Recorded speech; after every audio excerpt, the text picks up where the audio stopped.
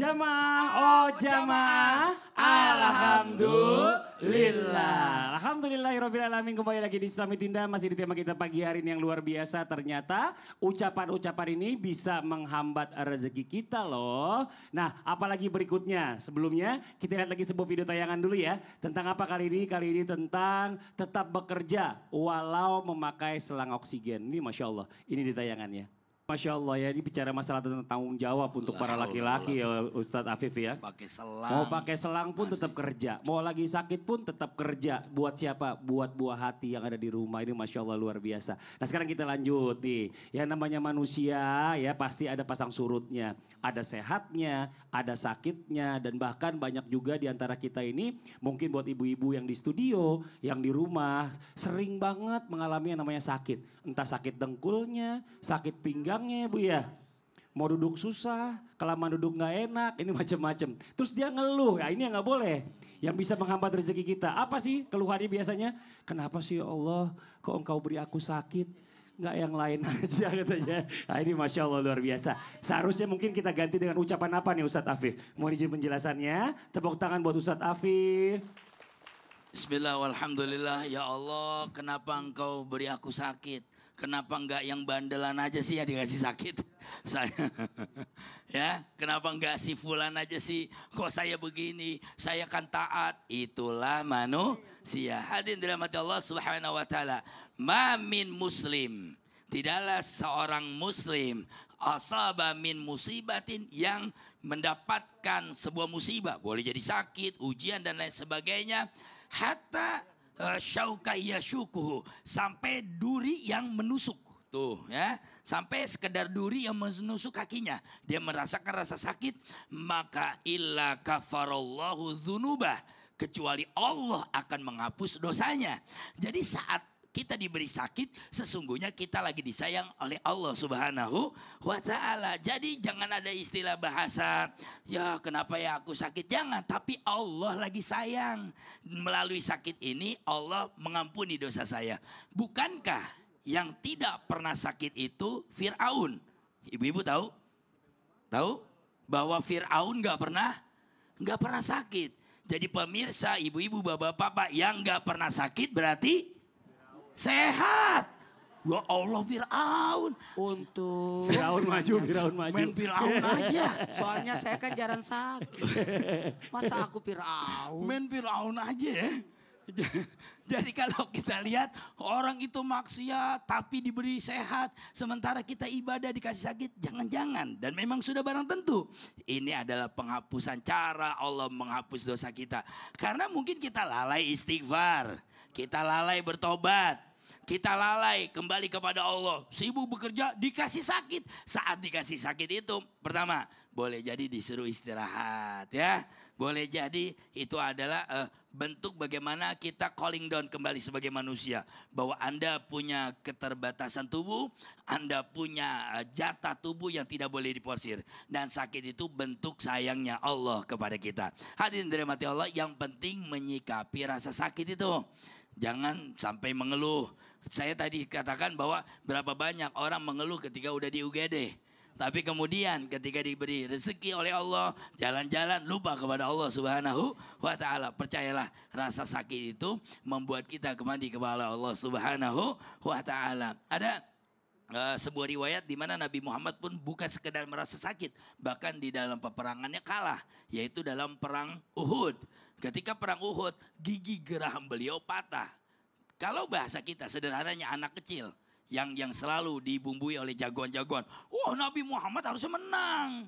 Oh, Nabi Muhammad harusnya nggak boleh sakit, nggak boleh kalah. Tapi dalam hal ini itu mengindikasikan bahwa kekuatan bukan di tangan Nabi Muhammad, tapi kekuatan di tangan Allah Subhanahu wa taala. Dari rasa sakit di gigi geraham beliau, dari darah yang menetes, dari kekalahan perang, beliau belajar Oh ternyata begini. Oh ternyata pasukan gak boleh ngambil harta ghanimah. Oh begini.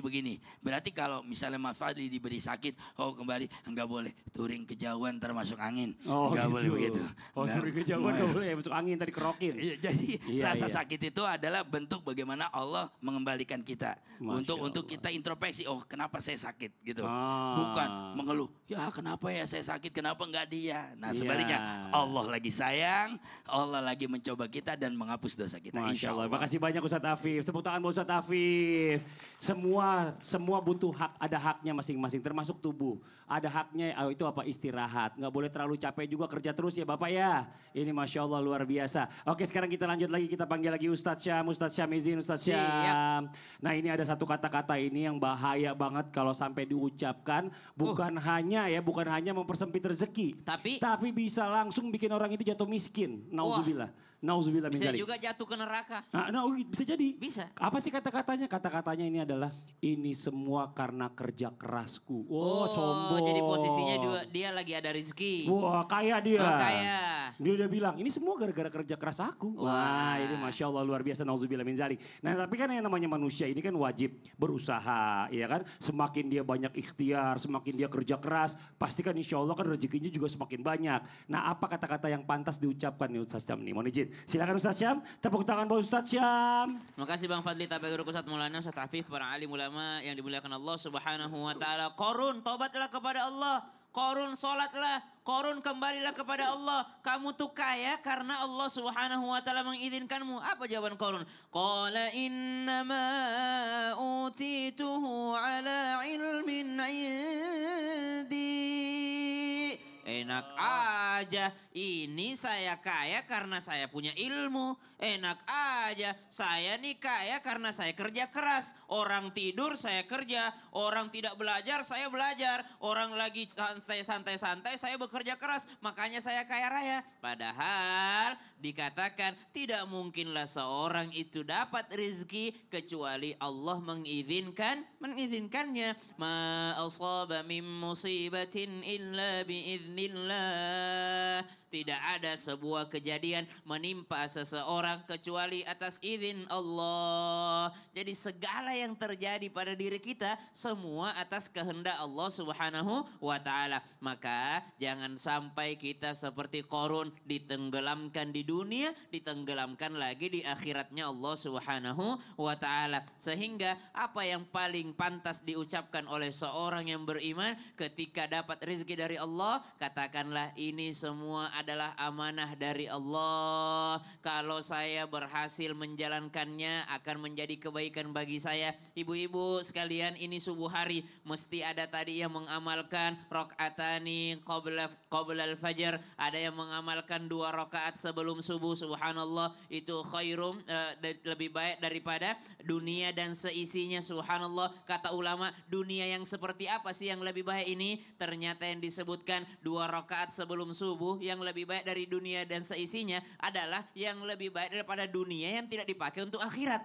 Tapi kalau dunianya dipakai untuk akhirat, jauh lebih baik dunia itu. Maksudnya apa? Dia punya mobil, mobilnya dipakai pengajian. Dia punya rumah, rumahnya dipakai untuk beribadah, mendidik anak-anak soleh. Maka rumah itu masih jauh lebih baik daripada 2 rakaat sebelum subuh. Karena dunianya dipakai untuk akhirat. 2 rakaat sebelum subuh lebih baik daripada dunia dan isinya. Kalau dunia tidak dipakai untuk akhirat. Maka tidak selamanya kaya buruk. Kalau kaya lebih baik, kayanya bisa dipakai untuk mendidik anak soleh, untuk mendoakan. Kayanya dipakai untuk ilmu yang bermanfaat, kayanya dipakai untuk sedekatin jariyah, maka bermanfaatnya bukan hanya di dunia, tapi bermanfaat sampai di akhirat kelak. Nabi kan ngajarin doa, Allahumma inni as'aluka ilman nafi'a wa rizqan thayyiba wa amalan mutaqabbala. Minta rezeki yang baik. Masya Allah. Tadi sebelum sholat subuh 2 rakaat lebih baik daripada dunia dan seisinya. Betul. Apalagi sholat subuhnya. Apalagi sholat Iya, subuh. itu sholat subuh. Kalau Sunnahnya. yang salat fardu itu tidak bisa diukur nilai Masya pahalanya. Tidak bisa lagi. Karena itu kewajiban. Iya. Yang sunnah-sunnah itulah yang bisa diukur. Masya Allah. Makasih banyak Ustaz Sama-sama. Syam. Nah ini Ustaz Maulana nih, kita lanjut lagi nih ya. Sekarang kita mau kasih kesempatan jamaah buat curhat. Apa? Ustaz Afi boleh maju ke depan. Iya. Nah Baik, kalau gitu kita Alhamdulillah. kembali dulu ke segmennya. Segmennya adalah curhat dong Ustadz. Iya, kami curhat. Yang mau curhat boleh silakan angkat tangannya. Yang mana? Oh yang sebelah sini Ustadz izin. Yang sebelah Bapak sini. itu angkat tangannya 2. Oh bukan, awas. Nyerah. Nanti ada yang ini berkeringat. Sebelah sini Ibu mau izin boleh? Ibu boleh maju ke depan ya? Silakan Ibu. Ibu maju Bu. Masya Allah Ibu sebelah sini Bu. Masya Iya. Allah Ibu luar biasa.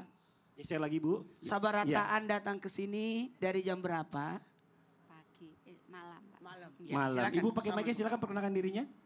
Assalamualaikum warahmatullahi wabarakatuh. Waalaikumsalam warahmatullahi wabarakatuh. Sebelum saya curhat kepada Ustadz, Iya. boleh tanya kepada jamaah?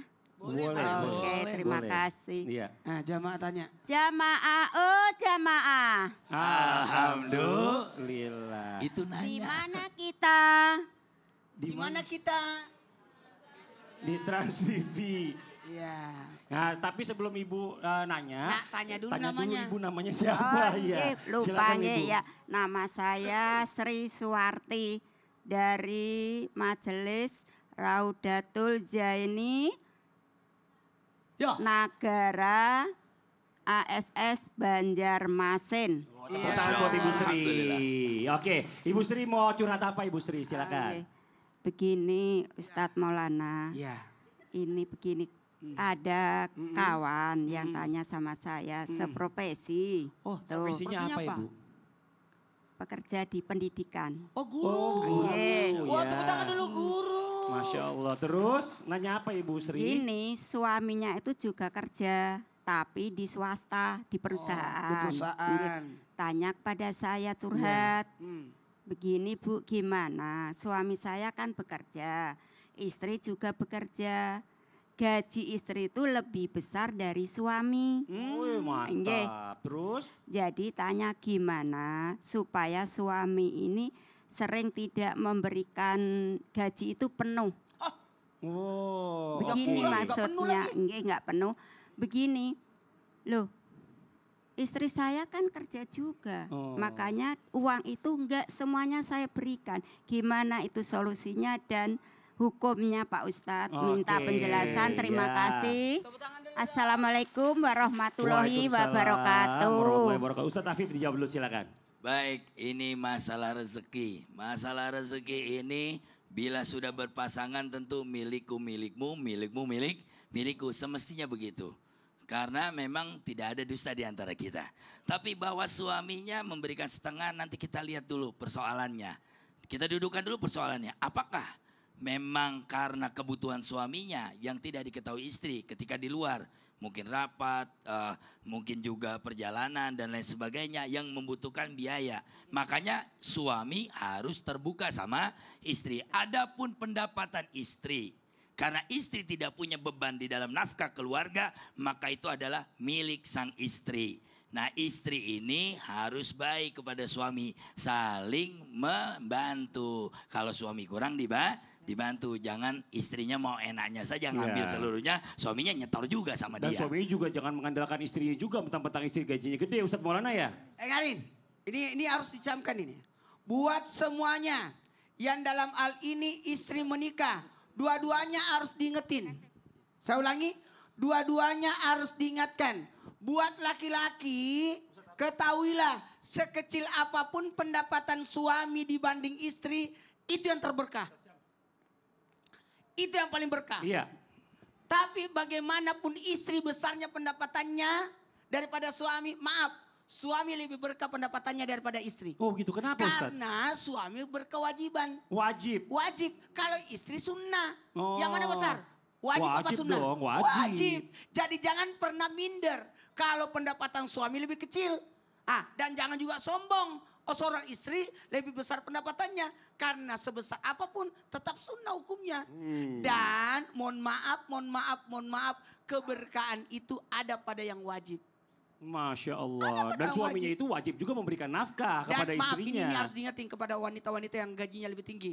Atas apapun yang kau peroleh dari gajimu, pendapatannya seorang wanita itu istri, ada andil suami di dalamnya karena ada ridho dan izin dari suami. Masya Allah. Karena kalau tidak diizinkan tidak bisa bekerja dia. Betul. Oke, terima kasih banyak Ustadz Maulana. Kita coba baca curhatan dari media sosial Islam itu indah ya. Assalamualaikum warahmatullahi wabarakatuh. Ustadz izin bertanya. ayah saya masih berstatus menikah dengan ibu saya. Tiba-tiba dia selingkuh dengan adik ibu saya. Dan menikah mereka dikaruniai 3 anak. Atau anak 3. Bagaimana status dengan anak itu Ustadz? Apa bila dikatakan menikah dengan kakak juga adiknya itu haram? Nah ini jadi ya intinya kesimpulannya adalah dia menikahi ibunya, kakaknya dan juga menikahi adiknya secara diam-diam. Dan sampai punya anak. Nah itu anaknya bagaimana tuh Ustadz hukumnya? Dari Ustadz Syam dulu, silakan Ustadz Syam. وأن تجمعوا بين الأختين إلا ما قد سلف.